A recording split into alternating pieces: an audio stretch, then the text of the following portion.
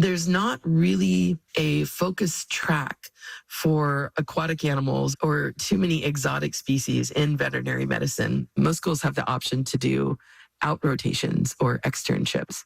So I was fortunate to do such a rotation here at the Marine Mammal Center when I was in vet school.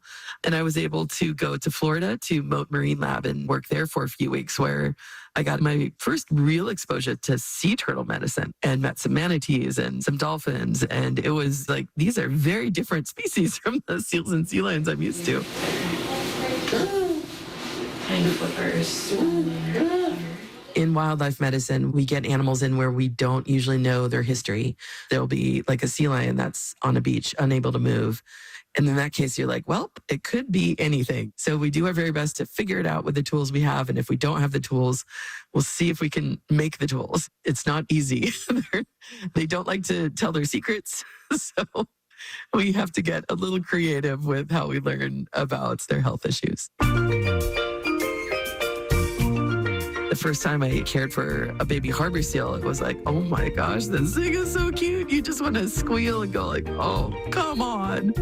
But you can't. I know the best thing for that baby seal is for me to stay away, except for when it needs that care, and then let it be with the other harbor seals and be a harbor seal. I think for a lot of folks that work with these animals, the feeling of satisfaction, of happiness, of joy, and releasing them back into the wild and seeing them go home is overwhelming sometimes, especially because the other side of that, the severe injury, the mortalities, like those can really weigh on you. I was in Louisiana during the Deepwater Horizon oil spill, and we received hundreds and hundreds of oiled sea turtles. And I did not know what to do with those oiled sea turtles because there was no reference. You know, nobody had cared for that number of oiled sea turtles. We came up with plans, and some seemed to work well and others maybe not so well. But in the end, we were able to release almost all of those turtles. But some of them were just, I mean, you could barely tell it was a turtle under all that.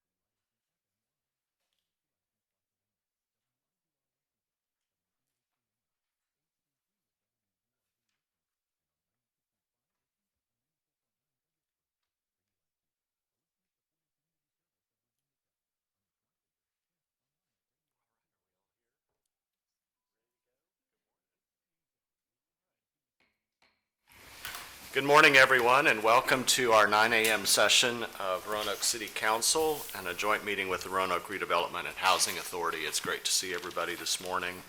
Happy Monday. Yes. Happy Monday.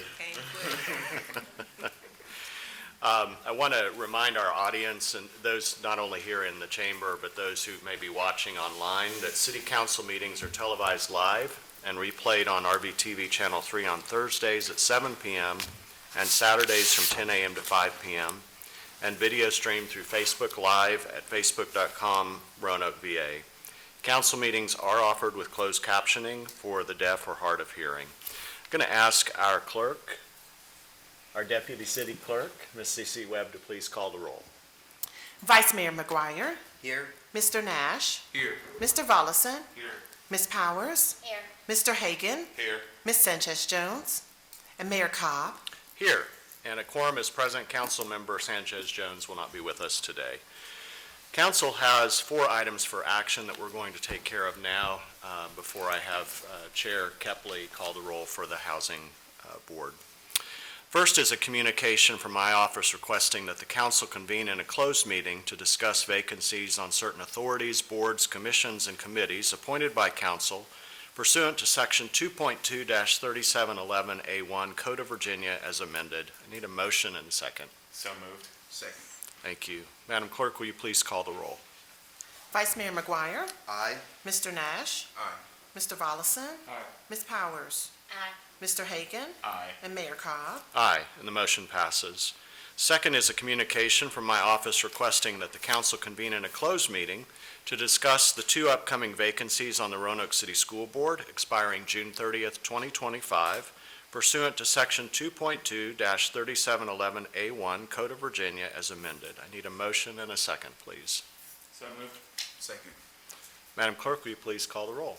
Vice Mayor McGuire. Aye. Mr. Nash. Aye. Mr. Vollison. Aye. Ms. Powers. Aye. Mr. Hagan. Aye. And Mayor Cobb. Aye, and the motion passes.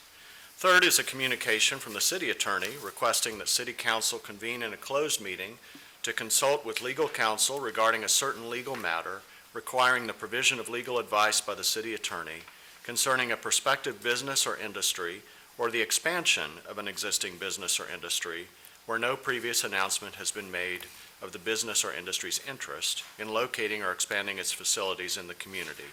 This is pursuant to Section 2.2-3711A5 Code of Virginia as amended. Need a motion and a second, please.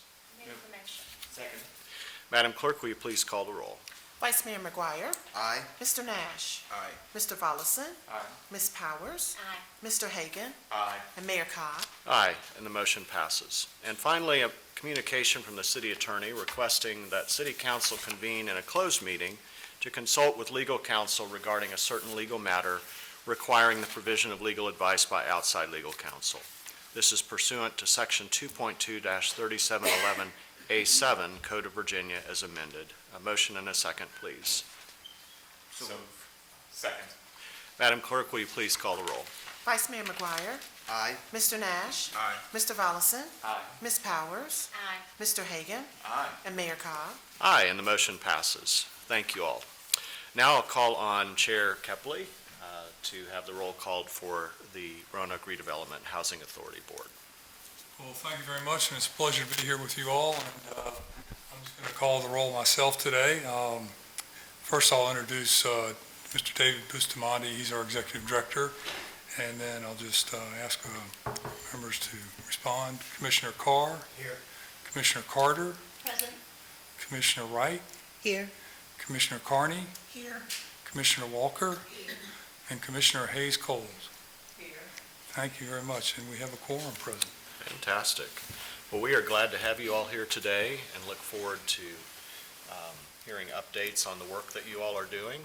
And then after that, I think we'll just have opportunity for conversation with each other.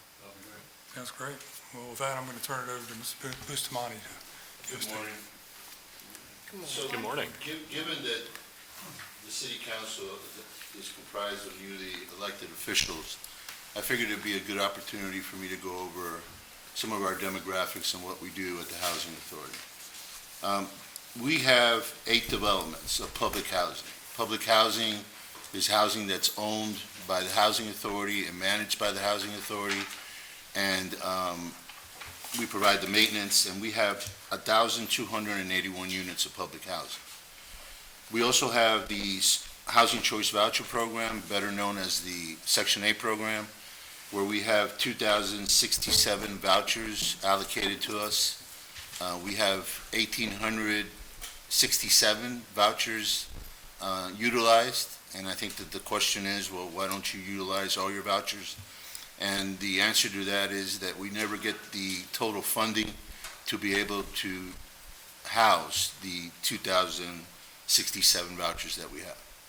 And what happens is that when you're working off of a continuing resolution, that does not take into account if you've had any rent increases during that year, if you had individuals move to bigger units or had additions to their family.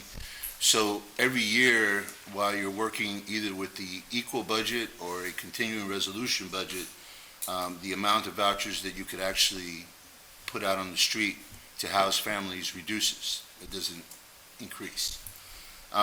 We also manage tax credit properties. We have 4 of those, 130 units.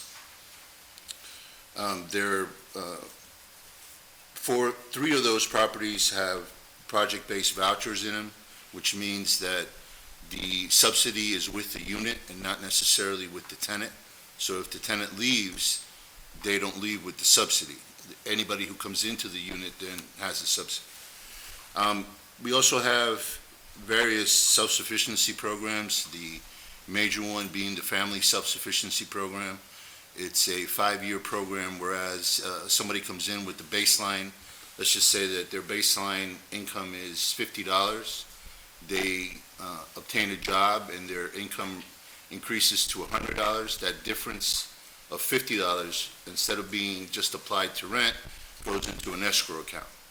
And at the end of the 5 years, they could take that escrow and either move into fair market rent, which is what we encourage, and/or they use that money to buy transportation or to pay off their bills. Or it's a very good program. Unfortunately, it's not mandatory, and we offer it to everybody that comes in. We mail it out. We mail out flyers, and we have meetings, but it's very underutilized, but it's a very, very good program. So it brings us to what our challenges are. I don't know if, I'm pretty sure that most of you are aware that the president released his budget on Friday, proposed budget on Friday. And the president's budget cuts our public housing and tenant-based rental assistance, which is the Section 8 program, by 43%. So it's almost cutting our budget in half. It eliminates the CDBG program, and it eliminates the Family Self-Sufficiency Program, and any program that has to do with anything to help families find jobs or education. While I understand that this proposed budget is exactly that, proposed by the president, and it still has to go through Congress, the president, during his initial term, his first term, he proposed a similar budget. When it got to Congress, it was overturned. Hopefully, the same will happen. But throughout this weekend, I have received various phone calls from a lot of organizations that I'm a part of, and they're all very, I would say, nervous or anxious, because in reality, all of these cuts are being done without any contingency, without any planning, without any communication. And the individuals that we serve are poor, but they're people. So, this attack on poor people shouldn't be that way. The attack should be on poverty, not on poor people. But let me get off my soapbox. I was able to speak to Virginia Housing this weekend through a telephone call, a call of action, and I just want to share a couple of numbers with you. This is not Roanoke specific, this is Virginia specific. There are 49,786 families with the Housing Choice Voucher. Average family size is 2.3 people. 28% of those families are elderly. 24% have a member with a disability, and 42% are families with children. 11,599 families live in public housing. Average family size is 2.2 people. 25% of those families are elderly or disabled, 19% have a member with a disability, and 48% have children. 7,141 individuals are experiencing homelessness. 108,648 low-income housing tax credits. Now, with the tax credits, the rents are not subsidized, but they're affordable in order to accommodate these families to be able to move into these units. So I share this information with the city council so that we get an understanding that if these cuts were to happen, the issue is not only that they will lose their housing, but the impact on the Roanoke community is going to be great. Not only as far as homelessness, childcare, schools. We will need to have more of these meetings with a lot more providers at the table if these cuts do come through.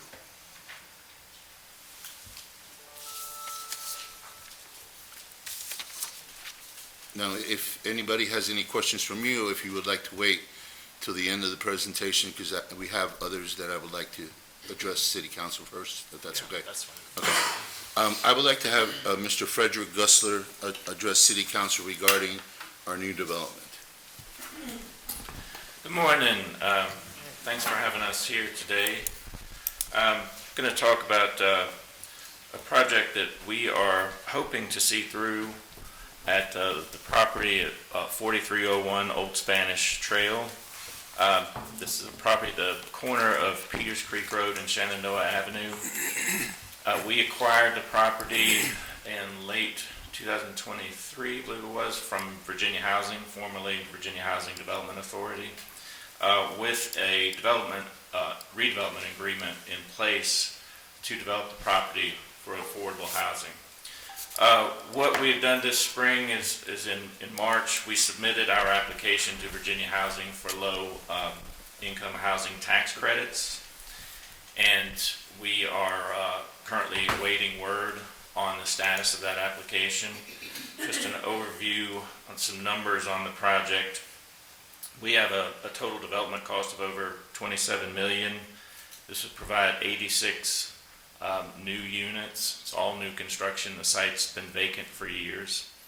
22 of those units would be accessible, and we have 12 units that we are reserving for the city's continuum of care, as we have a contingency letter from the city as we for Home Safe funds through your American Rescue Plan Act funds. So we're grateful that the city's worked with us on that. We are also hoping for some other funding sources on this. Through the tax credit process, we can apply with Department of Housing and Community Development for home funds there and other grants. And we've applied to the city for some of your HUD funds with $1,328 requested out of the Community Development Block Grant Fund and another $400,000 out of the home funds. We realize it's a pretty bad time to request HUD funds, as you heard Mr. Bustamante talk about. The HUD funds that we receive are in jeopardy as well. I think that pretty much summarizes the development. We would, if successful with the tax credits, we would start in the project in probably the fall of 2026 and start leasing up in the winter of 2026, and then hopefully end up the project in the spring of 2027. And I would note also that Mr. Bustamante mentioned the project-based vouchers. We would use, aside from the 12 units that would be through the city's continuum of care, those units would come with their own vouchers, the ones that we actually administer, which are emergency housing vouchers. The other 74, we would do project-based vouchers, which comes out of our Housing Choice Voucher allotment and provides a Housing Choice Voucher or Section 8 subsidy for all those units. So that would make the development much more stable going forward. I will note that all these figures and all the processes are always very fluid in any construction project. Of course, you start off with estimates, and then you have to get actual bid awards, and, that's when your real costs come in. I think it goes without saying that these are pretty challenging times in terms of there's a real volatility in the market and what materials and labor are going to be. We know materials are probably going to go up more. So we're hoping it's not to a degree that it makes the project, impossible. That said, I think we're right now hopeful and waiting to hear. We probably should hear on the status of the application within the month.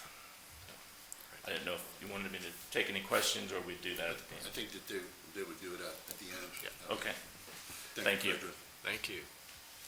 And I would like to introduce our Vice Chair, Carr, to speak about a property that we purchased from the city a while ago, Cherry Hill.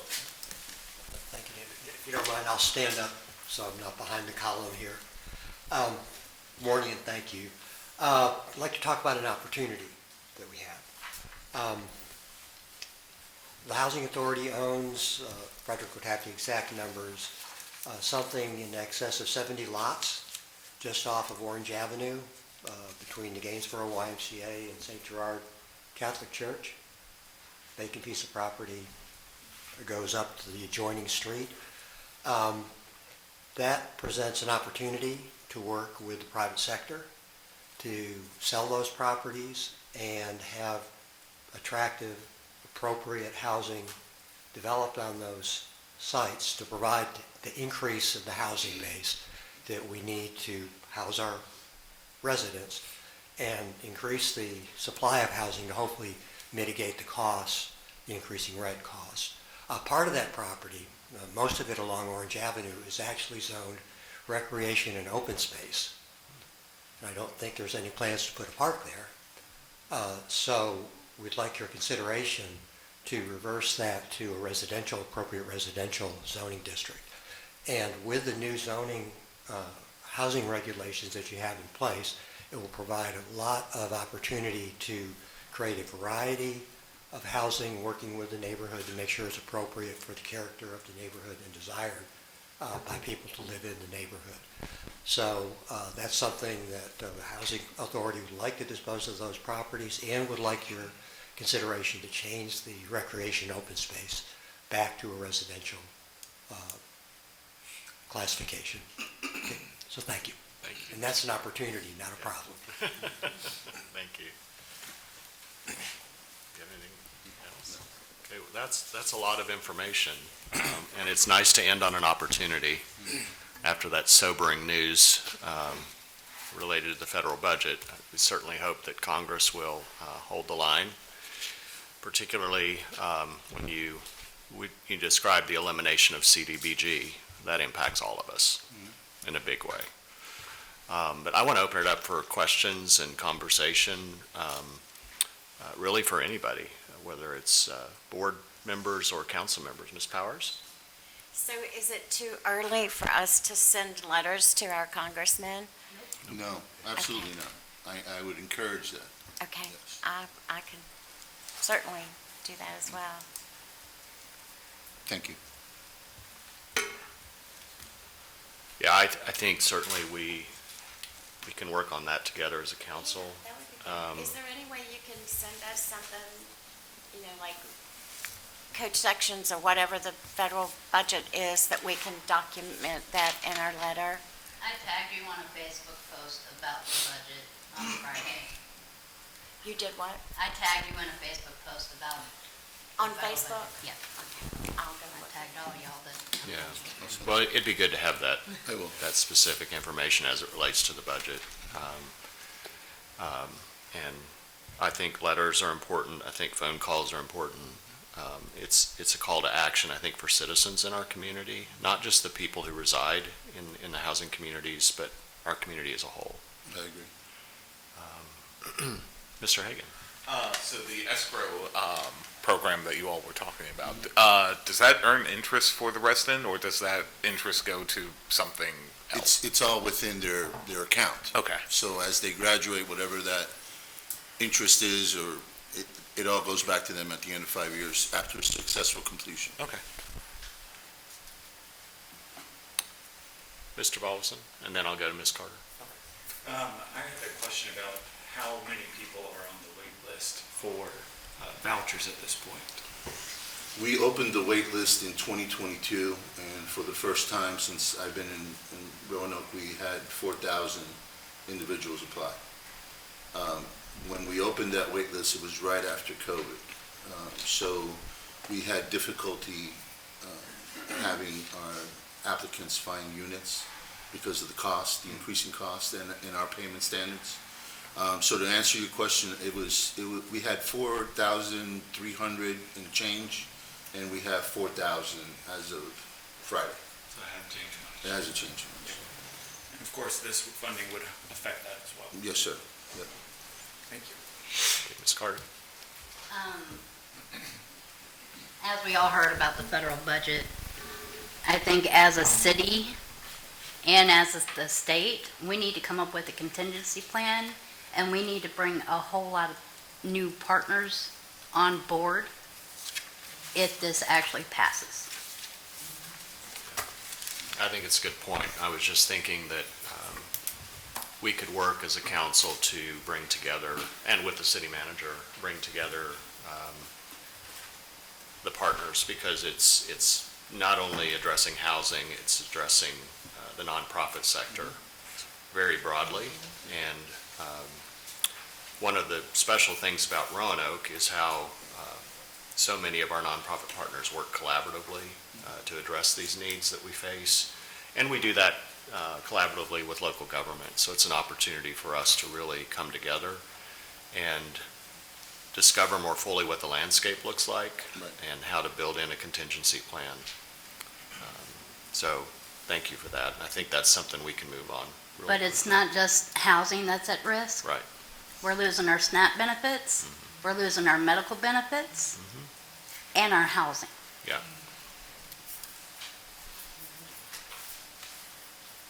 And then food banks are being affected, transportation's being affected. It's a snowball. Well, I will be, I'll just state the obvious, that this administration is clearly focused on the most vulnerable and eliminating the safety net, which creates significant problems, not only for people who are affected directly because of that safety net, but all localities.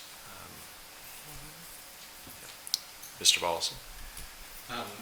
With the loss of CDBG, we're currently in our target area in Southeast. If that were to happen, when would that go into effect, and how would that affect the target area that we're currently in? According to what was released on Friday, this would be in effect for the 2026 budget. So it would all depend on how fast they pass that budget. Obviously, the due date is October 1st or September 30th to start October 1st.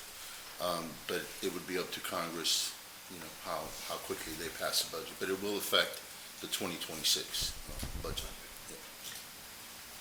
Mr. Carr? Yeah. I've seen that Secretary Taylor has been to a number of communities in the U.S., seeing successful projects in both public housing and community development, opportunity zones and so forth.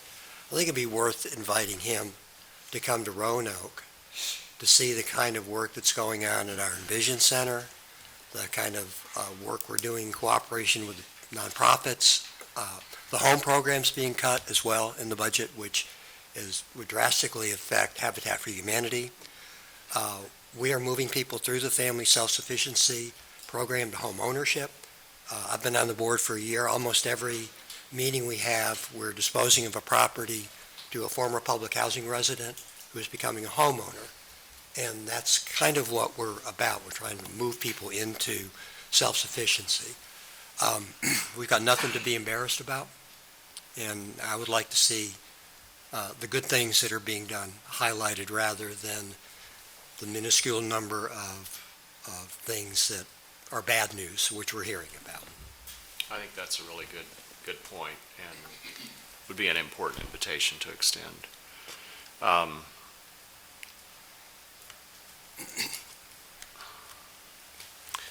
You mentioned the family self-sufficiency program. Do you all have current data on, like, over time, how many people have, or households have taken advantage of that and now have moved into their own homes? I don't have it with me, but I could definitely produce it. Okay. We definitely have that in our records. That would be helpful. I know you sounded a little discouraged at how difficult it is for people to take advantage of that program. And I think if there's a way we could partner with you to put the word out about that and help more people know about it, it's ultimately their responsibility to take advantage of it. But I think the more we can share the benefits of that with the general public, it's really helpful, because it's a really good program. Other questions? I have a question. Mr. Nash? So with the development on Old Spanish Trail, when I remember the last meeting I attended, one of the gentlemen, I guess he was an architect, was kind of doing the architectural designs, and he was presenting it. So you said you want to submit it, and can you go over that timeline one more time to make sure? Because one thing that I'm curious about, and one thing that I'm worried about is if you're, with this budget taking effect in 26, is this development, because you've made good progress on it, and I referenced the architectural designs because these look magnificent to be public housing. They look great, the best public housing I've ever seen, and you all have been working really hard on it. And so how does the timeline with the budget they're trying to impose correspond to the development of that, and what's the likelihood for that budget to derail that project and bring it to a standstill? I know it's great, but just so we kind of have a timeline and understand it in our head.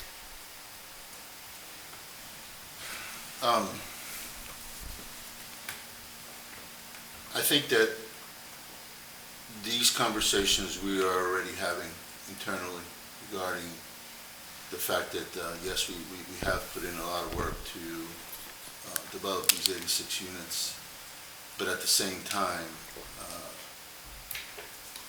if our funding is cut by 40, 50%, I don't think it would be very responsible for us to incur a $27 million debt. So these conversations, while they're not at the point where we're making any decisions, we're definitely having these conversations. If at any point we see that, and unfortunately what makes this very difficult is that there's no clear direction. So there is this statement put out or budget put out that really affects us, but then there's nothing in the middle to say, yes, this is what we're doing, or it's going to happen, or it's not going to happen. So you need to, pay attention, but at the same time balance your decisions based on, what you think may happen until it does happen. But the best way to answer your question is that we're having these conversations, and while we don't have a definite answer, we know that this is probably not the best time to incur that sort of debt. Yeah. Ms. Ness, also, you made a comment that I wanted to clarify. You said it was the best-looking public housing you've seen. Well, thank you, but it's not actually public housing. So the public housing is operated under a declaration of trust from Housing and Urban Development, and has an operating subsidy and capital fund. This would be low-income housing tax credits. So but we're putting project-based vouchers from our HUD budget into it. So that's the factor, that it is tied to Housing and Urban Development and federal budget. But the housing tax credit program generates equity through an income tax that's syndicated through investors. So it's essentially a public-private partnership in essence. And there are future opportunities for us to convert public housing developments through the rental assistance demonstration into low-income housing tax credit properties. And we've evaluated that, and we're still doing that. We haven't had to do that like a lot of housing authorities, because actually our public housing has always scored high. We have very high occupancy. It may not look like, the greatest housing, but it's in good shape and up to code. So we haven't had to approach that with public housing, but I just wanted to point out that this development would not be public housing, although to a lot of lay people, they will, consider it public housing, or so it would be accurate to say subsidized housing. Thank you. Thank you for that. I appreciate it. Other questions? Mr. Volleson? Mr. Carr, you spoke about Cherry Hill. Are those the properties that, let's say, you're going westbound on Orange? Yeah. They're on the left-hand side, kind of across from Lucy Addison. Yeah, across from Lucy Addison, across from Washington Park. Yes. One of the things I've noticed, of course, that there were home sites on there previously, but it is a hill. And I'm wondering, when you're looking for rezoning, would it be wise for us to also look at multifamily for those areas as well, because of the cost of maybe stabilizing on that hill? The recent zoning changes that the city council adopted really provide a wide range of housing types that can be built, and I think that Frederick would know. I think that's zoned RM1. Okay. So anything from a 1 to 4 to 6 or 8 unit, it is a neighborhood, and whatever's done there should blend into and support, improve the neighborhood. The property is a hill, but there is property on top of the hill, too. Yeah. It's not just the property along Orange Avenue. And as I said, it's an opportunity to work with the private sector to get more housing, new housing built. Thank you. Mr. Hagan? Mr. Carr, has there been any discussion of, excuse me, of this with the Gainsborough Neighborhood Organization or the? I do not believe so at this point, no. Okay. An opportunity. An opportunity, yes. Opportunity. Absolutely. I think the more partners we have on board, the better with that, I think. Other questions? Mr. McGuire? I don't so much have a question. I just want to say thank you all very much for coming, and I support you. I think we all support you, and I think it's a great idea to write a letter. I hope that's something that we can do. I think the impacts of what you're describing, if there were such cuts, would be tremendous. So I don't know if we could even look at maybe inviting our state representative and senator to sign a letter with us. State and local, folks reaching out to our federal representatives asking for help to avoid this. And I just, again, want to say thank you. Both of these projects that Mr. Gussler and Mr. Carr described, I think, are really promising. And I do just want to kind of piggyback off of Mr. Hagan's comment that I encourage you to talk to the Gainsborough folks as soon as possible about your hopes for that property. And I look forward to meeting again. It sounds like we could have a bumpy year ahead of us on this, so please let us know whatever we can do to help. I just want to reiterate what our mayor had said, I think, in this letter. I just know from the time that I was treasurer and had to write many letters from the Treasurers Association to our leaders, when we really didn't put everything in there to give them enough of information, we kind of got dinged. So I think his comment about all of the organizations that this is going to affect, Renovation Alliance, CARE Roanoke, right down to our hospitals. People won't be able to get care. They won't be able to afford to go. So,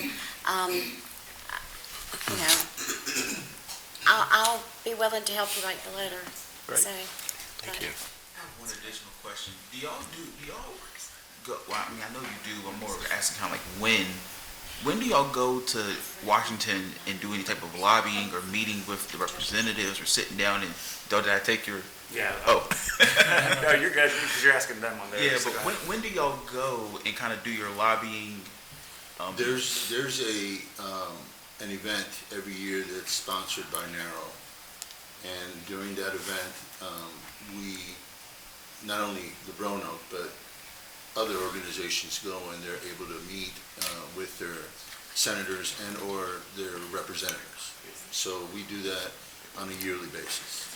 The last time that we did it, unfortunately, we had to do it via Zoom because our senators weren't going to be in Washington.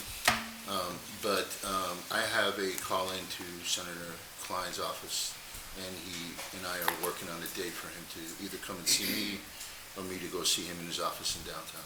So we're trying to get them to understand the urgency of this issue. Mr. Folsom. I was going to talk about lobbying. I go up every year and lobby, and this is one of the things that we brought to Representative Klein, is the lack of HUD funding and the need for it for our vouchers and for the CDBG and those programs. So hopefully with more voices, we can get him to move. Mr. Hagan? Another question about Cherry Hill. Have you done any sort of study as to how much money that this will cost to develop, or what the type of prices that they can expect would be? No, we have not. This is just an opportunity that we are aware of and want to bring up Okay. early in the process. Thank you. Ms. Walker? I just have a suggestion, and I hear everything everybody's saying, and everybody is like on pins and needles about the United States of America. Let's be real. And so we are all sitting here. We have Mayor Cobbs, Vice Mayor. We have the Director of Housing. Roanoke is not the only city that's being affected with this. And with her letter alone, see, this has to be a joint, connected, unified thing. We have to go from city to city and contact the mayors in the next city, the mayor in Salem, the mayor in Bedford, the mayor in Lynchburg, the director of housing in Lynchburg, in Bedford, Martinsville, Maryland, D.C. If we go and connect and get on one accord, and so this thing will be unified together, our voices can be heard. Together we stand, divided we fall. So this has to be a connection from city to city, country to county to county, state to state, because it's being affected all over America. Yeah. And I believe when these voices, when this connection comes jointly fit together, it will be no weak link.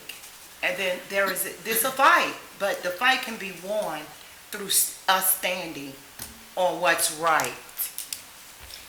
Thank you. Thank you. And we need to, draw on our resources that we have available, including the Virginia Municipal League, the National League of Cities, Virginia's First Cities, these networks that already exist, to build on them, and you're exactly right. The strength of that connection empowers the voices of our communities. Ms. Mikulski-Carney? I just want to speak on behalf of people with disabilities. Finding affordable, accessible housing is impossible. And we currently have people with disabilities who are in nursing homes only because they cannot find affordable, accessible housing. We're talking about people who are getting $962 a month, maybe. We're talking less than $12,000 a year. And so as we move forward, I think that we need to remember not only affordable housing, but also housing that's accessible.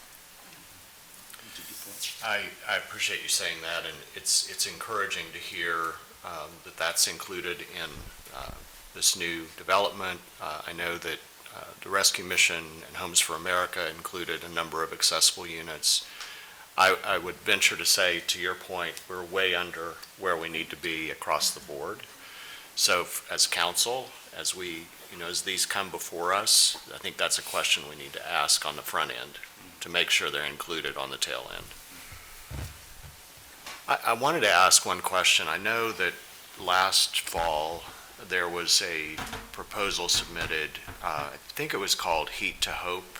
It was like a $20 million grant that included, yeah, it included a number of things, but one of the things it included was the potential for, I believe, air conditioning for all of the units in the Lansdowne community. Yeah, yes. And I don't believe that anything has been heard or communicated regarding that. I see Helen nodding her head back there.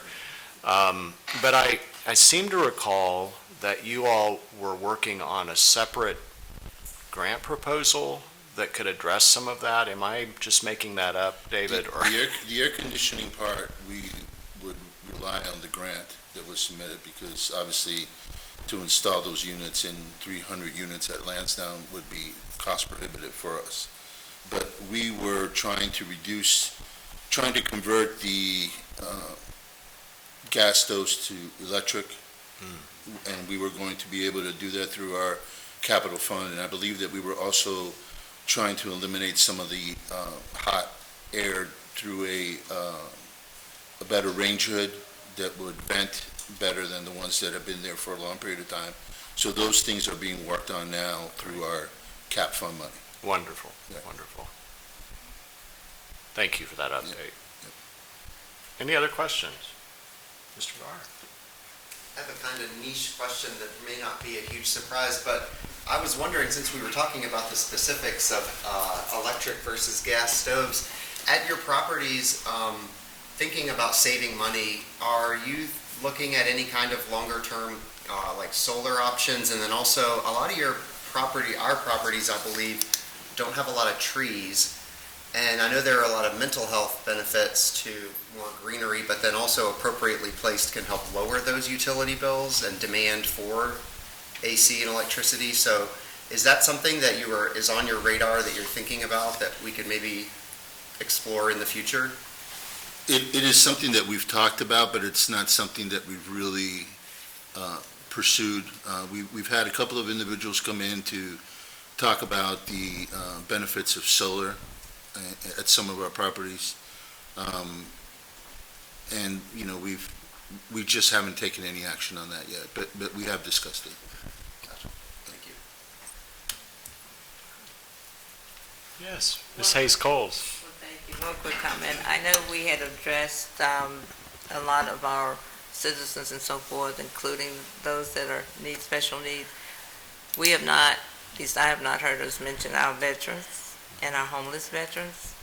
It's my understanding there are veterans that live at the VA hospital that don't necessarily need medical assistance 24/7, but they're there because of the accommodations and not having to go anywhere else. So we need to add, please, our veterans to our list of concerns. Yeah, a number of years ago, we had net zero. We achieved net zero homelessness for veterans, but because of challenges, little pre-COVID and since COVID, those numbers are going up again. So I appreciate you bringing that to our attention. It's all part of the community. Mr. Kepley, do you have any closing comments for us? Sure. I would just say that one of our biggest challenges, and you touched on it earlier, was the wait list we have. The need we have is tremendous, and just the specter of these budget cuts, taking down some of these projects we're contemplating is really, it's hard to fathom. But, you know, when you have 4,000 people on a waiting list for housing, you know you got it. And we think this small project that we're doing, 86 units, I mean, it takes a small bite out of it, but it really doesn't. I mean, it's just that. It's just a small bite. I think Mr. Carr's comments about the Cherry Hill project, our property is some potential. There's also additional property for the other project, Spanish Trace, that we're doing that we could expand into. But all that's kind of at risk right now. So that's just a big challenge. So I don't know how we address that. I think as a group, hopefully we can come up with some solutions, but it is tricky. The other thing I would say is that I'll commit David to help him with a letter that we can all, or as a group, send to our congressman and others that may be able to help along the way, because I think he can spell out the details and the factors that would really be worth noting.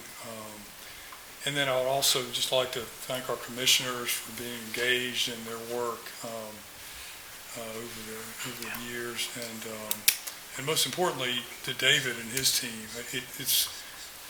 We've touched on a few things today. It really just scratches the surface of the work that they do. You can just imagine when you hear Fred talking about that project, that the complexity.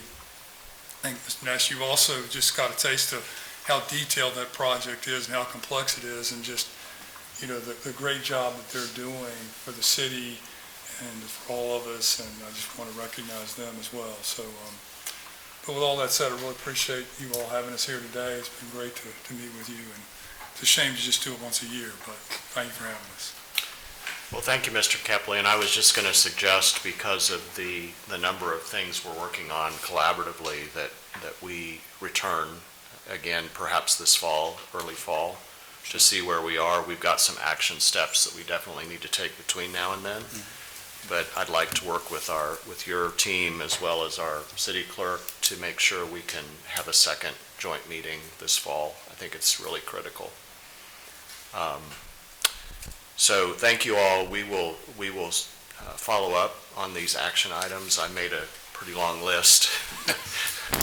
But the highlights of those, I think, are not only letters, but bringing community partners together to get a more comprehensive perspective of what everyone is dealing with and where those points of intersection are.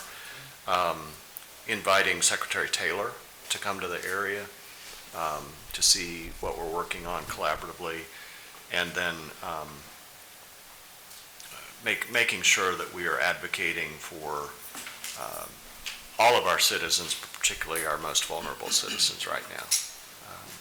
So thank you all so much for your time today, your investment. Thanks to the commissioners for your hard work. It's great to have you all here today. We are going to adjourn this meeting. Is there anything else you all need to do on your side before we adjourn this joint meeting?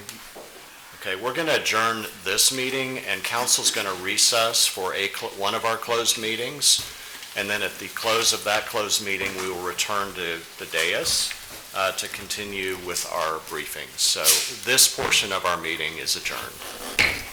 Thank you all.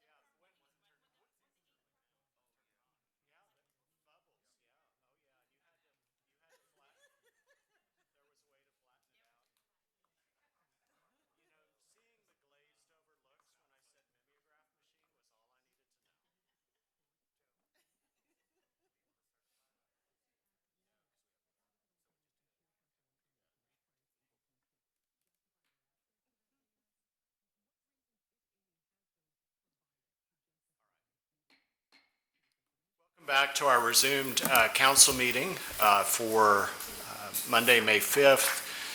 Before we move into our briefings for this morning, does anyone on council have any additions or matters for discussion or clarification related to the 2 o'clock meeting? Okay, any additional topics for discussion? All right. I know we have copies of the presentation coming to us. Can we move on to that, or do you want to do the other briefings first? Can we do the other briefings first? Sure. Thank you. So I'm going to invite our Director of Real Estate Valuation, Mr. Casey Bratton, to introduce our briefings from his office. Thank you, Mr. Bratton. Thanks for being adaptable. And do you need some assistance getting out of this to bring up the other presentations? While we're doing that, Mayor Cobb, Vice Mayor McGuire, and honorable members of Roanoke City Council, thank you for the opportunity to present this important initiative. With your continued support, the City of Roanoke is poised to launch a comprehensive strategy aimed at discouraging the neglect and continued maintenance of blighted and derelict properties within our community.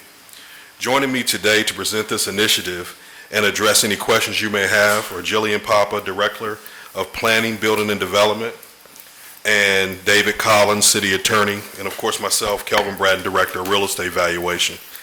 We look forward to sharing the details of this program, and we're working together to improve the quality of life in Roanoke.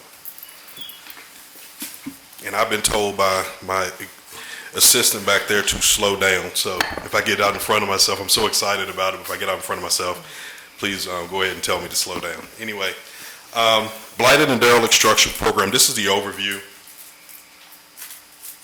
Okay. The purpose of this is to expand the City of Roanoke's capacity to confront the challenges of blighted and derelict structures through the coordinated use of the Taxation Code Enforcement Evaluation Authority, and establish a fiscally grounded mechanism to disincentivize long-term vacancy and neglect while reaffirming our commitment to housing stability, neighborhood integrity, and economic reinvestment. The background is it builds on the adopted authority to implement a local direct derelict building program which identifies, registers, and requires remediation of qualifying properties. These tools provide a stronger foundation to address chronic noncompliance. The strategic objectives are as follows. Number 1, neighborhood revitalization. Number 2, housing crisis response. Number 3, financial accountability. And number 4, equity and enforcement. And at this time, I'm going to bring Ms. Papa up to discuss the basis for action.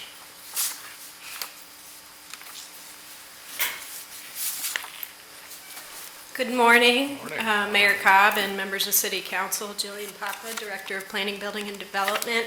Happy to be with you today and happy to be a part of a collaborative action on the derelict structure program. And at this time, I just wanted to provide a brief overview of some of the policy basis for this particular action as grounded in City Plan 2040. As you all know, City Plan 2040, the policies within that were the stated aspirations of a very robust community outreach effort.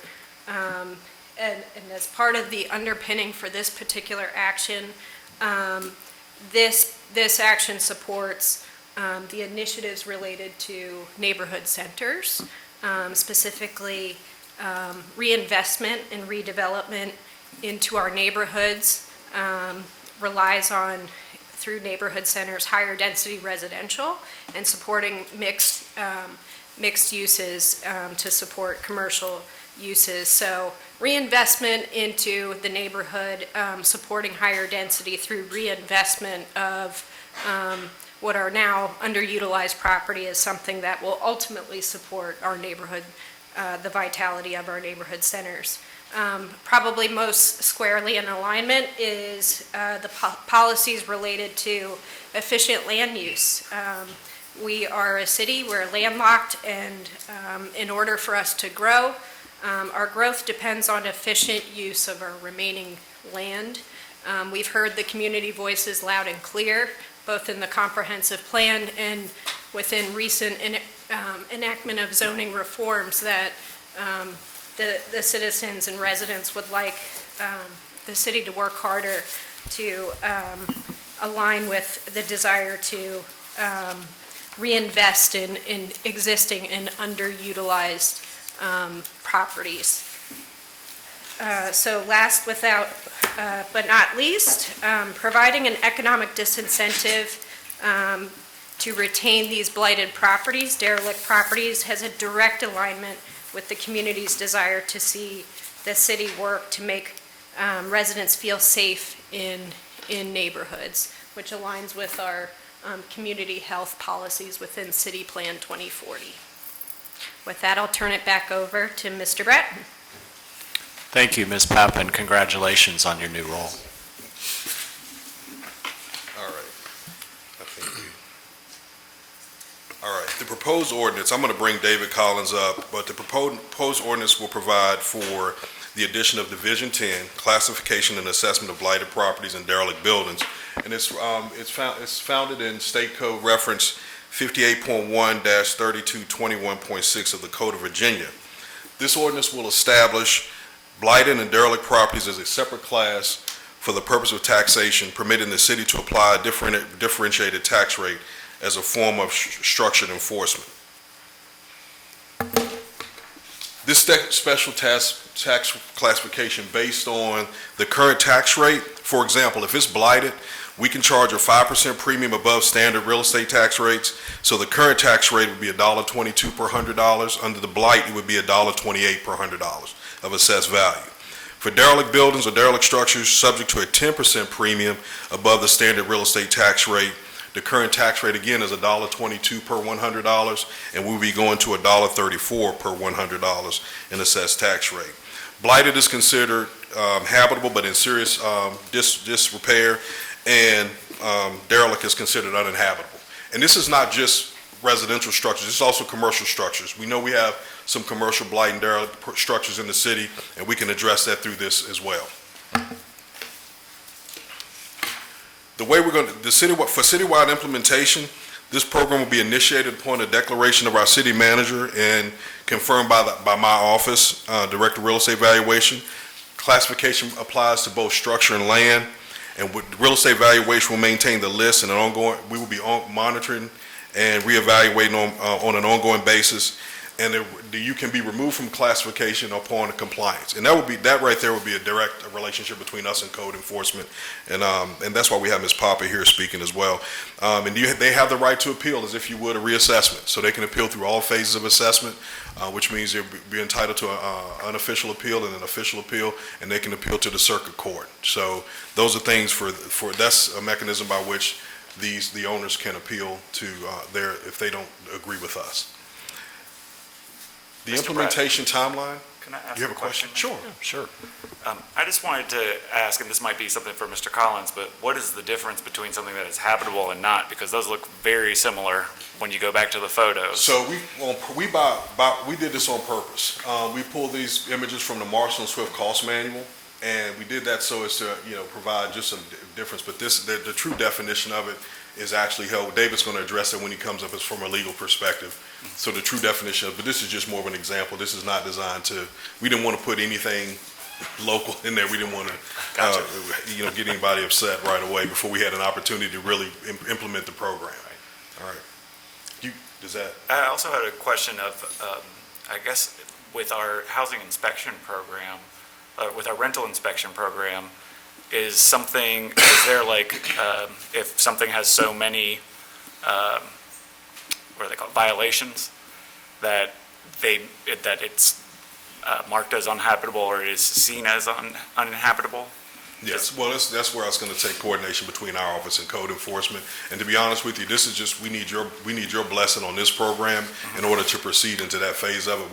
The program will be completely fleshed out at the time, vetted at that time when we go into it. But we want to make sure that we are addressing those that are chronically, blighted or derelict. And then that's going to be a direct relationship between, correlation between us and working relationship between us and code enforcement. So that's where we're headed with this. So we'll have the program more defined as we get your blessing. We didn't want to get out in front without you guys. I'm glad to see this in front of us, and I just wanted to see if there was a connection between rental and that as well. Yes. So, That's a yes. thank you. So, and thank you for those questions. We'll go back. Okay. Our implementation timeline, upon adoption, it'll become effective July 1, 2025. We're going to have an internal rollout which will speak to what you were just discussing on the true definition of blight and derelict. And then that's going to be a coordination between our office, code enforcement, treasurer's office, and the legal department. And then public notice will be targeted outreach. We're going to get out into the community and make sure through our neighborhood meetings and through just literature that we make sure that the public is sufficiently informed. And at this time, I'm going to bring David up to discuss the specifics. And he'll also talk about a new ordinance, new legislation that's coming following up. Which you have a copy of in front. Thank you. Good morning, Mayor Cobb, Vice Mayor McGuire, and members of council, and Ms. Turner. As Mr. Brighton mentioned, we are pleased to present to council an ordinance for consideration that would amend Chapter 32, Article 2 of the City Code by adding a new Division 10, classification and assessment of blighted and derelict property. Pursuant to authority under state law, localities have the authority to assess a higher tax rate on blighted property and derelict buildings than that applicable to the general class of real property. Upon a determination that property is either blighted property or derelict property, the higher tax rate would go into effect following July 1 from the date the determination is made. Blighted property under state code is generally defined as property that poses a threat to the safety, health, or welfare of the public due to the condition of the property being in a deteriorated or dilapidated state. A derelict building means the same thing. However, in addition, the property for a period of 6 months has to be vacant, boarded up in compliance with the building codes, and not connected to any water or utility service.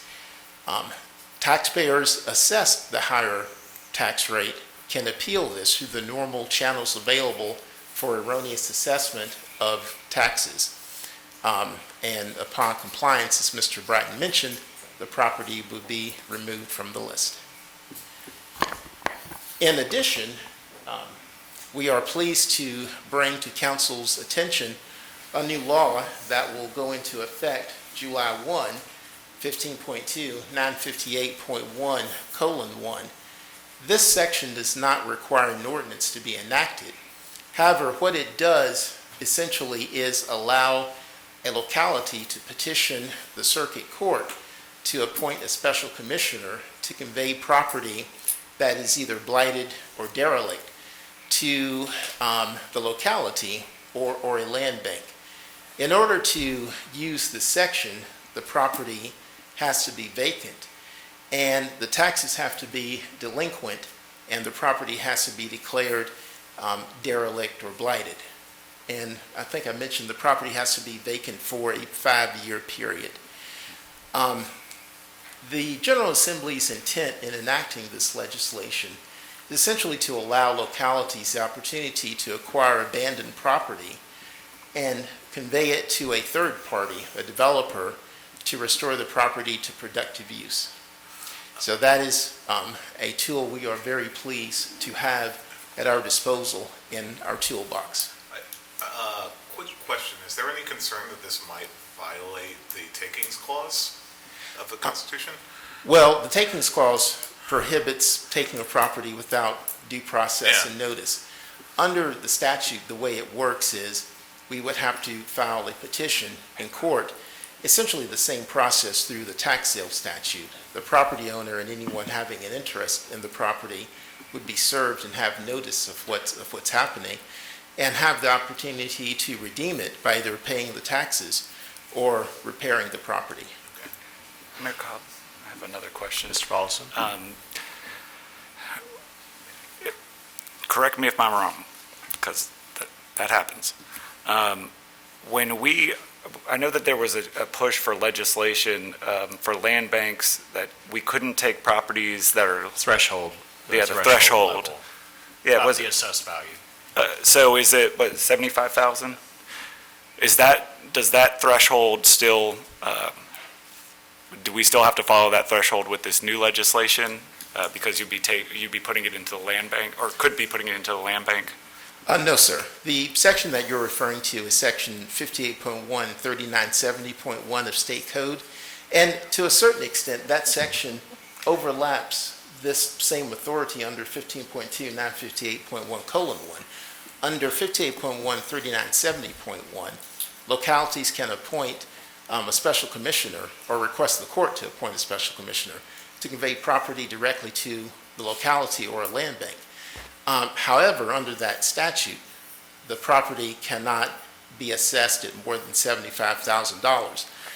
Under this new legislation, there is no cap, there is no minimum threshold of the assessed value that you cannot exceed.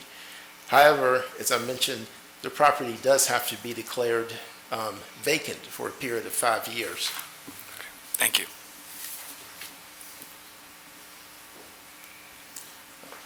Any additional questions for Mr. Collins? I have a question. Okay, Mr. McGuire? Sorry, real quick, Mr. Collins, do we have to affirmatively opt into this new power, or we are empowered, or we don't have to proactively? The pass an enabling ordinance? legislation does not require it be enacted by ordinance, so Ready to once July 1, we'll be ready to go. Thank you. Okay, before we get to the Q&A, I'd like to provide Ms. Turner an opportunity to comment. Thank you, Mr. Bratton. I just wanted to, for Mayor and Council to know, this is a true collaboration with not only the Real Estate Department, but also the City Manager's Office, the Department of Planning, and the City Attorney's Office. We have looked at other locales in terms of how their programs are structured, and we think that this is a valuable tool for us as we move forward. So just thank you to Mr. Bratton and his team for kind of spearheading this, and certainly thank you to Mr. Collins for his work in helping to guide us. So I just wanted to make sure I said that. Thank you. So, thank you both, all. Thank you all. Do you have any questions? Yeah, any additional questions? Ms. Powers? I don't have a question, but Casey, I just want to thank you and David. We've sat around the table for quite some time as when I was in the treasurer's office working on this, and I'm very happy to see this because I can honestly tell you that every single time that we mailed out real estate bills, I got a letter with a picture of a boarded up property where people would say, I'm paying my taxes, why do I have to look at this time after time again? And I think this is great. I appreciate all the work you've put into it. I'm happy to see this. Thank you very much. Yeah, Mr. Volleson. I just want to kind of piggyback on that, but I want to say thank you, because this is a huge tool for helping us with affordable housing, and it's something that citizens have wanted and we have wanted for quite a long time. So I really appreciate all the work that y'all have done to get this to us, and we're looking forward to starting the program. I mean, and then I'll jump on into what they both have said in the fact that this also applies to commercial properties. Yes. And that's another big for the factor of, providing neighborhoods and communities with resources, being able to get a jump on that. And I think it's very beneficial, that village center type of thing that we would like to see more throughout our city. So I'm excited for this. Because I got a derelict, I think it's derelict, I got to research the difference, but I got a derelict property on my street on the corner. It's at least black. Oh, it's black? Yeah, it is. And one thing I'd like to add under the new legislation is that if the locality conveys the property once acquired to a developer, or any third party for that matter, the statute requires that we put covenants in the deed requiring that the third party commence work on the property within 6 months of acquiring the property, and that the building code violations be remedied within 2 years. And the locality is free to structure the conveyance and convey the property for as low as $1, subject to any other reasonable conditions the locality may desire to add. Thank you. Vice Mayor? Yeah, can I ask a quick clarifying question? So we're being asked to, this would set up a separate program for blighted and derelict properties, and that is a prerequisite to this new, we need to do that in order to use this new power that has been set up, is that correct? Code enforcement already has a program in place for blighted and derelict structures to self-report and then also be a part of that process. So they're already there. This just gives us taxing authority. Our neighbors in Lynchburg actually have this program. And one of the things they run into is that from a funding standpoint, it's just not feasible. Now, this program is not designed for us to, make money. It's designed for us to disincentivize blighted and derelict structures. So what's going to happen is we hope is that by identifying them and putting them in a special tax rate, we can also support internally maybe another position or maybe even just the overall educating of the public through, pamphlets and programs and outreach. So that's our goal. It's that we really just want to make sure that at the end of the day, we're addressing that blight and derelict structures in our community. And Vice Mayor, where it really does help in the new program that's coming on board is currently we don't have a way to track where vacant properties. This is going to give us the ability to create a database where we're going to know so that we know that we've satisfied the 5-year period and be able to be more efficient in our regulation of these vacant properties. Mr. Spencer, you just took my question, actually, so I appreciate that. An additional question that I have, if the property owner is to get their tax bill and be like, oh my goodness, are they able to come to the city and be like, hey, look, listen, I have this blighted, derelict property. Honestly, I don't want it and I can't pay this bill, nor do I want to pay this bill. Can we then go into a conversation about taking it over, even if it's before the 5-year period or whatever type of time span that is? Like, are we able to have those type of negotiations? Not negotiations, but I guess if they are like, hey, I don't want this, I can't rehab it. That's not an uncommon question. Oftentimes, we very well may get inquiries from property owners who desire to do just that. I don't want the property, can't pay the taxes. Will the city take it back? By doing that, that puts us in the chain of title, and we may not have a need for the property. So we look to see if there's a need for the property. But oftentimes what will happen if a property owner approaches us with that proposal, we will just include the property on the list for tax sale. And the owner will not contest it. Thank you. And another question, on the actual tax bill, would it be possible to include, like, this is how much you're paying now, obviously, and then this is how much you would have been paying had your property not been blighted or derelict? That's reasonable. I would defer to our treasurer's office as to whether the software that we have for printing the bills would allow that. And if it doesn't, maybe an insert could be something like that done. Awesome. Thank you. Great I have a question. Ms. Powers? So, speaking of our software vendor, Catalyst, so once this is approved, if it's approved, then you'll get with them, because if you want to start this July 1, you'll have to get them to be able to I guess you'll work with a spreadsheet. We've already talked to the treasurer. It is Okay. possible to do through Catalyst, and one of the things it does a blight layer and a derelict layer, and in our office, we just have to turn that layer on. So it is possible to do at this point. Sorry, we've talked to them. That's good. That's good to know. Other questions? Well, I just want to thank you all because this addresses several things that we've had concerns about. Number one, it's a further implementation of our 2040 city plan. It addresses efficient land use. I think neighborhoods will be excited about this because, as Ms. Powers said, all of us get pictures of properties that are really troubling, and to have that window of time reduced to 5 years, which still seems way too long, is helpful.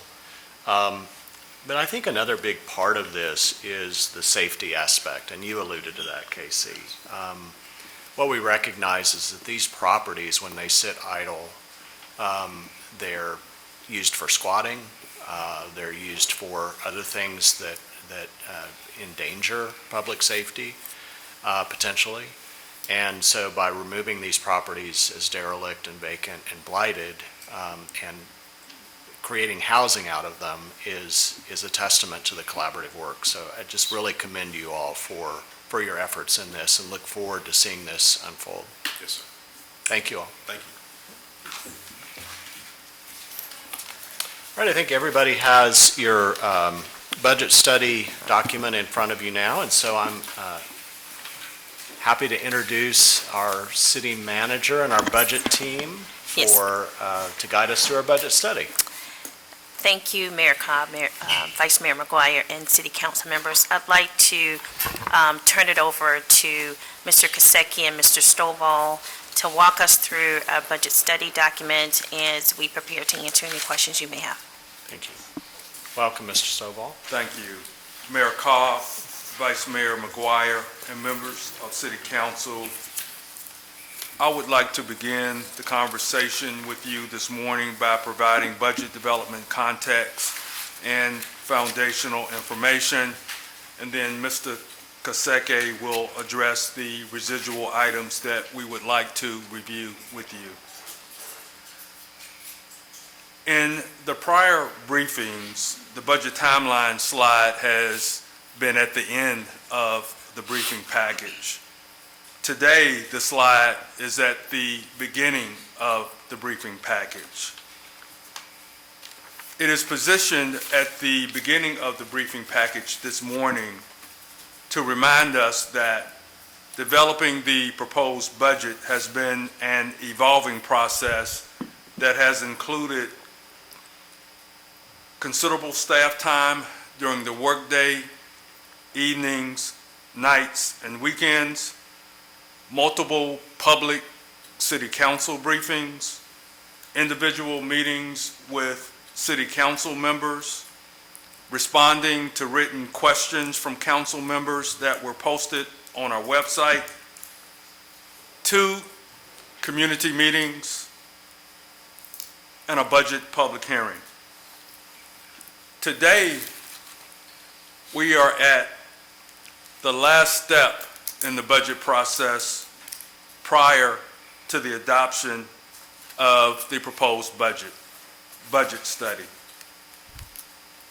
In terms of what we want to focus on this morning, we would like to quickly review the budget development priorities, the unfunded remaining priorities, the recommended meals tax increase, additional funding needs, as well as answer any remaining questions that City Council may have. The intent and focus of budget study is to confirm any adjustments that may be required to facilitate the preparation of the required council reports and measures necessary for the adoption of the budget. And I would add, this represents my 27th budget study. I would like to quickly review the budget development priorities, and those priorities include stabilizing the budget, aligning the budget with actual expenditures with the intent of reducing the reliance on vacancy savings. You may recall that as we presented the budget, we identified that aligning the budget with actual expenditures would be a multi-year, multi-pronged approach. Additional priorities include enhancing compensation, as well as addressing the backlog in capital replacement. We believe that the proposed budget begins our process and begins progress toward meeting the priorities that you see listed on this slide. At this point, I would like to pivot to Mr. Kasecki, who will walk us through the remaining pieces of information that we want to present to you this morning. Thank you, Mr. Stovall. Good morning, Mayor, Vice Mayor, and members of City Council. So on this next slide, we wanted to touch on those items that were partially funded in the fiscal year 2026 proposed budget, but that are contingent on the meals tax increase. So some of these priorities include overtime for $1.6 million, temporary wages for $1.5 million, for a combined of $3.1 million. And I just wanted to remind all of you that in fiscal year 24, we spent approximately $6.4 million in overtime with a budget of 1.8. And primarily our public safety, public works, and our general services divisions were in dire need. And with this increase that we are proposing of 3.1, that would add to the 2 million that we have already proposed on March 24th. We also have our social services additional requests, 1.4 million, in addition to the 8.1 million we're currently proposing. The last item there is capital maintenance and replacement for 24.9, which is the total cost, which is split between, as you can see, the HVAC, mechanical and electrical, and your elevators. In order to sufficiently fund the unfunded priorities within the 24.7 million, we are proposing an increase to meals tax of up to 1.5%. This is equivalent to $6 million. However, as a city council, you do have the option to adopt up to the 2%, which we advertised, for a total of $8 million. The recommended allocation and the strategy will not change despite the $6 million or the $8 million, depending on which way we adopt. We will still prioritize operating budget of approximately $2 million to cover the overtime and temporary wages, and we will also fund the capital and maintenance replacement for approximately $4 million. So on this next slide, we also wanted to capture the meals tax comparison. So this is showing the 5.5% of where we are currently. As you can see on this list, we have the second lowest meals tax currently, closer to Roanoke County, and then you have Salem at 6%, Botetourt at approximately 6%. So with the proposal of 1.5 up to 2%, that would take us closer to Charlottesville, Martinsville, Richmond, and below Bristol. And in closing, on this last slide, further base budget review, we have reallocated $749,000 to the following items. The Federal Lobbyist Group, $150,000. GRTC operating subsidy, $97,000, which takes their base allocation for fiscal year 2026 to approximately $2.37 million. The Sheriff's Recidivism Program Space, $42,000. And I also wanted to acknowledge that the Sheriff is here today if you have any questions. Fire EMS, pharmacy medical costs, approximately $39,000. The Mill Mountain Zoo, $33,000, which takes them back to the fiscal year 25 approved budget of $183,000. And technology capital of $388,000.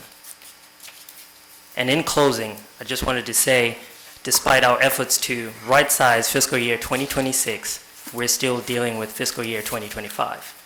So keep in mind when Ms. Lindsay presents today at 2 o'clock her monthly report, some of these items that I've notated will still be on there, challenges and choices. And I'll ask for any questions and comments. All right, thank you. And thank you all for your work on this over a long period of time. We all are very grateful to you. I will start with Mr. Hagan. What questions do you have or follow-ups? So I have a question about the revenue that we can expect from the meals tax increase.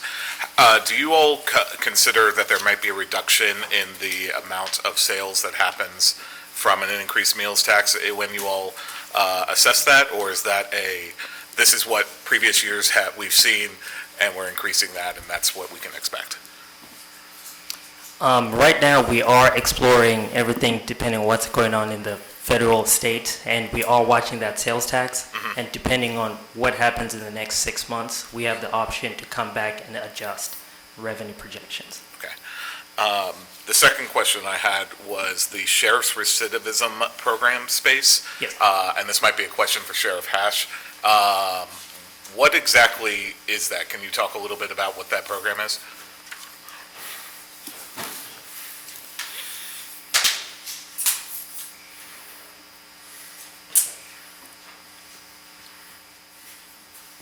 Well, good morning. Good morning. Good morning. So that space that we have available is an opportunity for us to do post-release when those individuals get out of our custody. They'll be able to go to this particular space and get the additional resources that they need without going all over the city to get resources. We have a lot of community partners who are brought into this particular program, but the space is what's needed to bring them all together to create this training hub to be able to keep people out of our jail or detention center, but give them hope again. And so again, we need the space, but the partnership has already been provided. We just need the space at this point. So is that space within the detention center? It is right across the street. Right across the street? That is Okay. correct. And does this include just the operations of it, or does it include any renovations? So the renovations is coming through our partners, and so we have a lot of partnership. When we're working with TAP, we're working with Home Depot, Lowe's, and some other partners, the Reentry Council, because everybody has a buy-in to this project. And so once everything's finalized, then we'll start the renovations and we'll do the grand opening and invite you all to it if it's approved. And how high is our recidivism rate in the city? It is. You can always get back to me at a later time. That's not an issue. I just, And we have a whole presentation, and I'll send it to you all, just so that it's clear, because we do work with the Reentry Council as well to make sure our numbers are compiled correctly.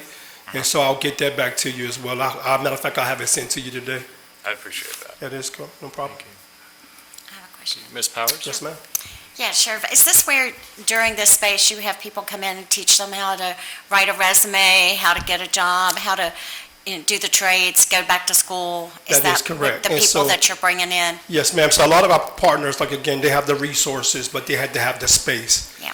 They reached out to try to come into the detention center, but as you all know, when I became the sheriff, we have renovated the inside of our facility to support our staffing needs. The state gave us additional funding for our behavioral health case specialists, and so we had to change our office space inside to accommodate those positions that were provided.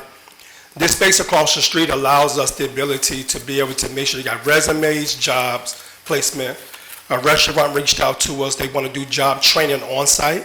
And so again, all of that is contingent upon the funding that's available, but all of our community partners are rallying together to make this project happen. And so so you all would own that space, or you're?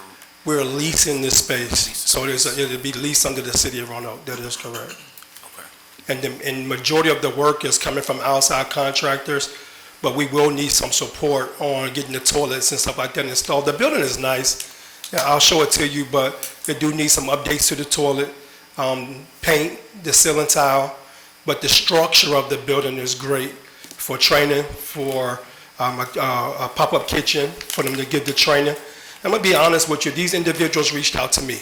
They say, hey, Sheriff, we understand the recidivism rate, what's needed in the city, and I have a huge opportunity to put people back to work, but there needs to be a training facility. And so I spoke to some of the judges where they can also do court orders to make these individuals, and so that you can complain all day long of what's not happening in the city, but we can also talk about what's happening. And so the judges are in a position to say, this is a court order. We're court ordering you to this program so you can continue these resources and these services. Because if we don't, and we just drop them off at the door, sometimes they're getting caught back up in the process. And so then they're not being able to fulfill these services that we put in place over 6 to 9 months while they're inside our custody. And so this will allow us to continue service and put them back out into society and make them better than the way we found them with this continuation. Is the $42,000 the amount of money a year for the lease? That or is correct. That's just the lease? That is correct. And under our budget, we're going to support the lights and the water that's out there. And then we have some grant money too that has to be used for resident custody only. And so for those resources, programs, it is identified that we have to allocate those funds for those purposes. So then we'll put that money back in keeping the water running, the lights on inside the building. And do we have any kind of plan to know going forward for the lease? What, I mean, like, is it going to go up so much a % each year, or do It's you not not, know that yet? So he's giving us a 3 years, and I didn't want to go into a 3-year lease with them. He's allowing us to do a year to year. So we don't get caught up in the system. I know it's election year, everybody like, well, we don't know if the next sheriff may be, but I'm telling you that's what I want. But to protect the city, we negotiate a year to year, because again, I don't want to put you all in a bad situation. So I thought highly of you all in our great city. Thank you. You're welcome. Well, I want to express how important this is, and particularly, sustaining a working relationship with persons who've experienced incarceration who are returning to the community. It's one of the gaps that I think we have in a lot of our systems in the city, is this follow-up and helping people sustain, whether it's employment or housing, having a discharge plan and helping them be able to follow that plan or adapt it as needed. So I commend you for your vision for this and the community partners. Yes, sir. It's great. Any other questions on this? My allergies. The grant money you referenced, what is that federal grant? So it's Can you explain the grant money? SCAT grant and it's the SCAT grant. And so again, we are allowed to use it on the residents. Okay. But as you all know, we've been good stewards of our money for the last 4 years, making sure that we put cameras in every housing unit. And so at this point, we have done our part on making sure our building is up to code when it comes down to the electronic part of it. And so that we can also ask for funds to be reallocated. And that's what our ask has been, because we have put cameras in every restrictive housing unit in the building, so we can make sure we keep an eye on those individuals who, become on suicide watch, mental health, or restrictive housing and can't go back into general population. Okay. Thank you. You're welcome. Thank you, Sheriff. My pleasure. Thank you. Okay, Mr. Hagan, do you have additional questions? I'm good for related right to now. the budget? Okay. But I might have other follow-ups. That's all right. Well, I'll Yeah. get to all of us, and then we'll circle back. Vice Mayor? No? Councilman Nash? Councilman Volleson? Yes, I wanted to know, we're kind of looking at somewhere between 0.5 and 2% for a meals tax increase. I'm wondering what would happen, or what would we lose, or what would be funded if we did a 1% meals increase?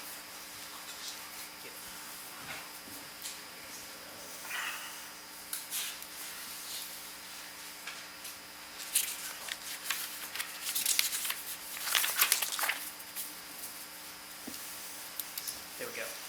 So if we were to propose a recommendation of 1%, again, the allocation will still be the same, but this time we would focus on, it'll be a $4 million increase, $2 million in operating budget, and $2 million in capital maintenance. Gotcha. Okay, so we take out the overtime and temporary wages. No, they'll still be funded. $2 million Oh, in I'm sorry, operating those are will be. underneath. Yep, Gotcha, one okay. each. Okay. Yep. That's all I have for now. Okay, Ms. Powers? So I just want to make sure I'm understanding this. So this additional funding needs, what is that going to be, what percentage of mills tax does this represent? 2% or 1%? So this is already built into the proposal from March 24th. So that 24.7 million is just a reallocation of 749,000 to those items, because these items, we had them on the list, but they were pending funding source. So for the base budget review, we had to reallocate to that after we had made sure that we did have the funding source for that. Okay. From the March 24th proposal. So is that 2%? I think, was that, I'm still confused. Is okay, that can you go back to 2%? the earlier slide that shows the differential, that one? Okay. I think this was your the gist of your question, right? The 2%? So the 2% would fund all of these additional funding needs? No, the 2% would fund the recommended allocation. So it would be the operating, overtime and temporary wages, and then capital maintenance and replacement. So basically, the 24 million we proposed in March, basically we reallocate 749,000 to fund the items on that list. So technically, those items have been funded in March 24th. Okay. Yes. Okay. Mr. Mayor? Yes, I Ms. also just Turner. want to make sure that we're clear that the 2% that we have on this screen is because that's what we advertised. Right. All of our presentations have been 1.5%. Correct. But in order to allow you all flexibility, should you, choose to go up above, because we can go up to what we actually advertise, but what we can't do is go over that. So that's the reason why we have the 2%, but all of our figures and all of our numbers and our budget presentations have been based upon the 1.5%. So can we make sure the news heard that? We're not saying do the 2%, we just have to do that to be in compliance with what we're advertising. As far as when we come down to voting on the actual budget, it has to be less than what we're advertising. We can't vote on a budget that's more than what was advertised, which is why we built it on 2. No one is saying we're going to do the 2. Just making sure.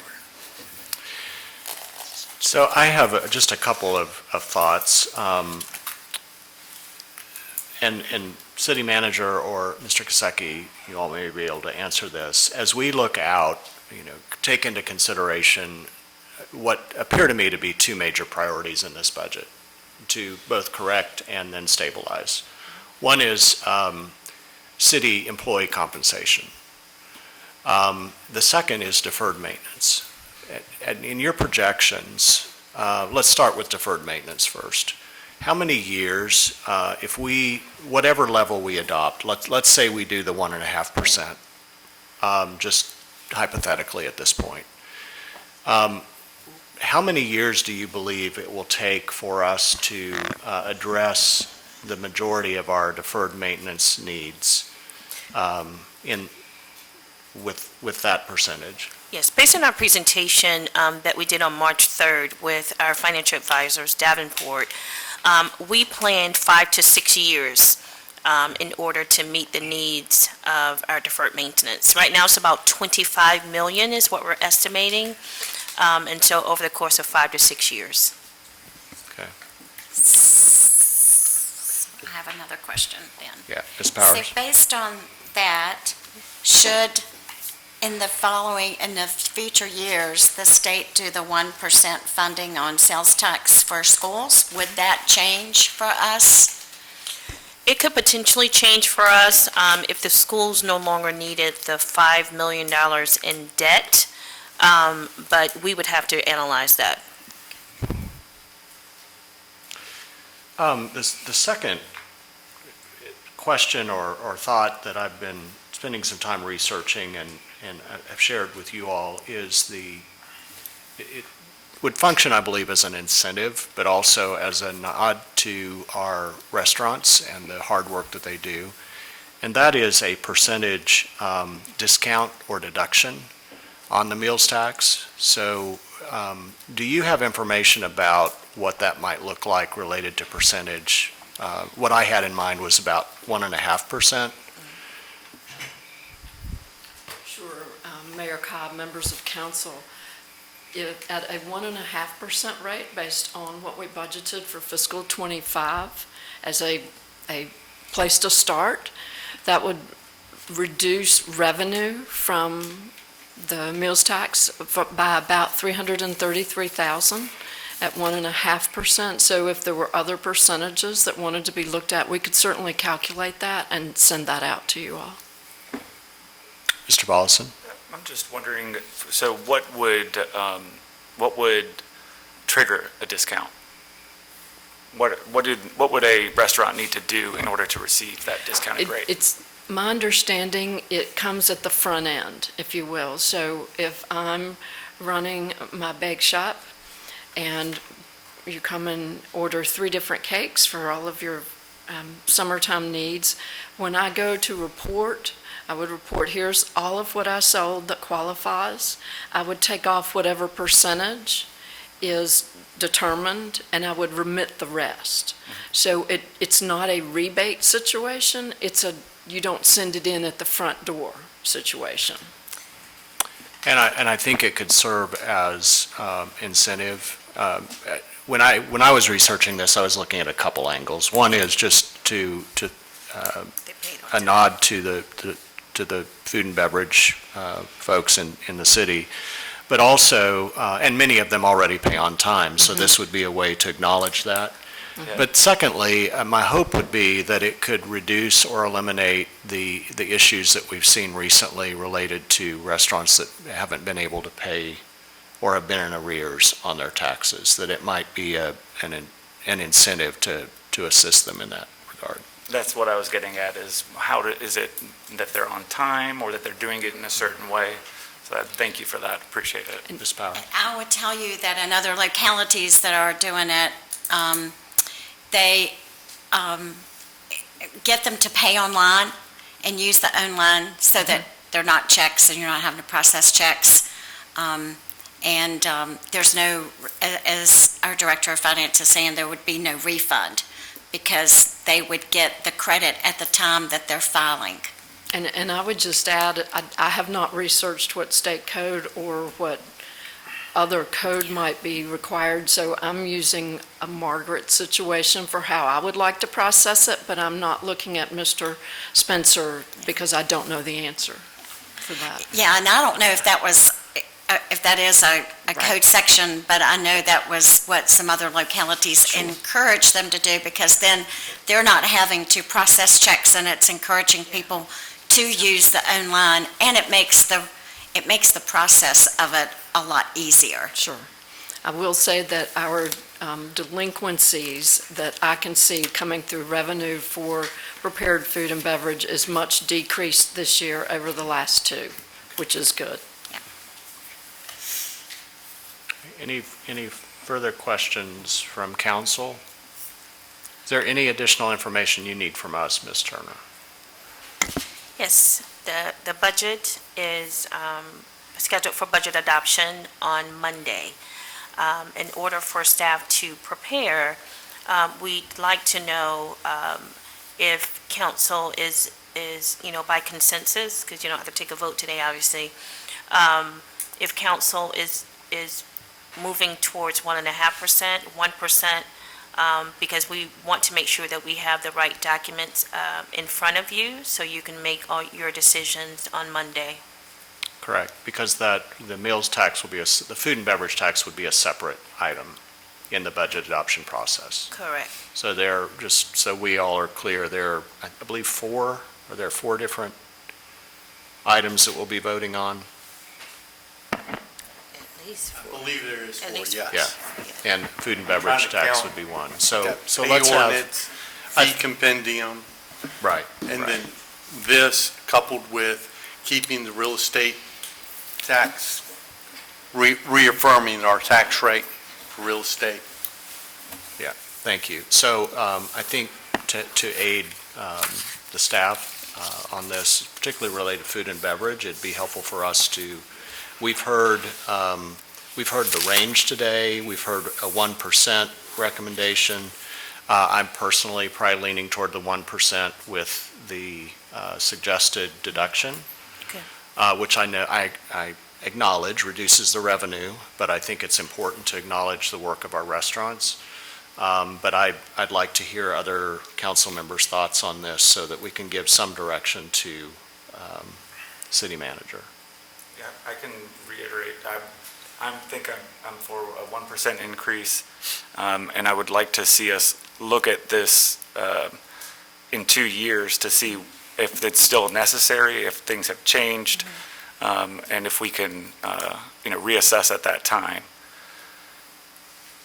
And I would add to that, we also have the flexibility to assess earlier Yes. if things change, with whether it's revenue that we didn't anticipate, or an increase in the sales tax in a subsequent year. I mean, all of those are variables that I think we need to take into consideration. Others? I would agree with Councilman Filosan. I could support the 1% with a sunset clause, or, to at least let people know that we would definitely look at it. But the one thing I'd like our taxpayers to know is that I'm certainly glad that we're not sitting here having to raise real estate taxes or personal property taxes, because I know firsthand that our citizens cannot afford that. It would put a real hardship on many, many of our citizens. So while, I don't think any of us really like this position that we have to do, but, I could support that, and I do like the idea of doing the discount. Mr. Nash? I can support the 1%. I'll be honest, I'm not opposed to 1.5%, but the consensus of council, and it looks like the way the majority of council is leaning, is that 1%, and I'm fine with that. We should be looking at this kind of stuff every year. I'm not in support of a sunset, just because I do not want to set the expectation or give people any type of false idea or promise that this could go away. Lord forbid, some type of national, federal economic recession hit. That throws a wrench in plans for what we're able to do. And so I don't want us to shoot ourselves in the foot or, just set ourselves up and then mislead the public. So 1%. And if one day we get to a point where we're able to look at it and say, other revenue sources are now being generated, we can reduce it, cool. But I would prefer us not to even think about that at this point. Mr. Hagan? Yeah, I'm not a fan of increasing the meals tax. I will obviously listen to the other members of council on this. I think that consumption-based taxes by definition are regressive, that they disproportionately affect lower income individuals, and ultimately government is supposed to be trying to help people. With that said, I do recognize that we need these sorts of improvements. I would like to see either a sunset clause or reassessment, as well as talking about the incentive for restaurateurs to pay early. I think that that's a wise fiscal move. Thank you. Thank you. Vice Mayor? Thank you, Mayor. I also am not happy about, don't want to raise taxes on any of our businesses or citizens, residents, but I also understand the realities of the budget situation that we are in, and I really appreciate all of the hard work that everyone has put into making sure that we have this information. I could support a 1% increase. I also would like to explore a sunset or a reassessment of that after a period of time. And I think that your idea, Mayor, about some sort of incentive up front to help those getting out there out front of this is a good idea. And I hope that we can, as a council, lean into, if we do have to do this, I know most of us support our local restaurants regularly, and I think that to the extent, I've worked in restaurants on and off all of my life, and I know how hard a lot of the restaurateurs work and how close those profit margins are. And I also do not believe that this will have I don't think that this alone would have a huge impact on most people's decision to go out to eat. I think that it is an optional activity. I also understand that sometimes perception can drive reality, and if the perception, is significant enough that people decide to eat elsewhere, there is an impact in that. So I think that a modest increase of 1% I could support, and I think that we should do everything that we can to continue to support our small businesses and our local restaurants, because with or without this meals tax increase, I think we are in a really uncertain time economically, and it could become more tumultuous. So that's where my thinking is right now, Mayor. Thank you all for being candid and thoughtful in this. And I would add too, just for the public, that we are continuously looking at other additional options. As I've said before, we're somewhat limited in terms of the revenue sources we have as a locality that we have any sort of control over. I think it's important to advocate for the General Assembly going forward related to the sales tax. That 1% could make a significant difference for us locally. But also just thinking creatively and proactively about other opportunities we have to increase revenue in the city. And some of that's economically driven. I think our Economic Development Office is doing an extraordinary job of attracting new businesses and growing our tax base. Having real estate with us now, we're able to think about that really collaboratively. And so we want to continue to do that. But thank you all, and I hope that gives you some direction, Ms. Turner. It does, thank you. Okay. And just thank you to all of you. I know it's been a long process, but I think it's been a very collaborative one. I thank you for listening to staff, and I just want to thank the team again. They have done a phenomenal job. Mrs. Lindsay and Mr. Stovall, Mr. Kasecki, a number of individuals that are not here. Certainly, Dr. Patton has still been involved. We're extremely humbled as we move forward, and so we will have everything ready for you on the 12th. And just to finally say, we're doing everything that we can to be good stewards of this household of Roanoke, which is home to 100,000 people.